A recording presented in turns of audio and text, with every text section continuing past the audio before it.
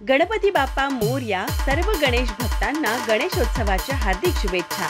शुभेच्छुक माननीय माजी आमदार अमल महाडिक व प्रदेश महिला उपाध्यक्षा भाजपा सौ शौमिका महाडिक तसेच महाडिक परिवार कोल्हापूर. कोट्यावधींचा गंडा घालणाऱ्या शुभम देशमुखवर कारवाई करण्याची मागणी.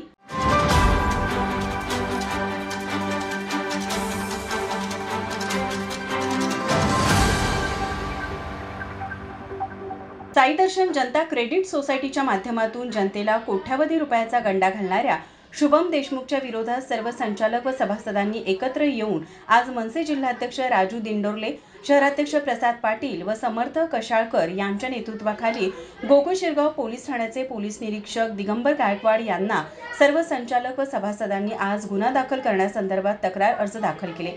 यावेळी गोकुळ शिरगाव पोलीस ठाण्यामध्ये एकूण 378 तक्रारदारांनी गुन्हे दाखल केले. मोलमजुरी व घरकाम करणाऱ्या महिलांची कागदपत्रे कर्जासाठी म्हणून घेऊन त्यांची नावे संचालक म्हणून घातल्याचे दस्तूरखुद्द यांनाही माहीत नव्हते. मात्र हे प्रकरण झाल्यानंतर त्या सर्व संचालकांना समजले की आमची नावे देखील संचालक म्हणून घातलेली आहेत.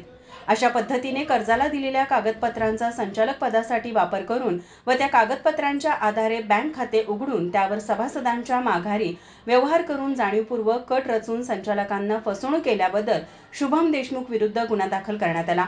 या प्रसंगी गोकुळ शिरगाव पोलीस ठाण्याचे सहाय्यक निरीक्षक दिगंबर गायकवाड यांनी शुभम देशमुखच्या फसवणुकीचा सखोल तपास करून योग्य ती कारवाई केली जाईल असे सांगितले.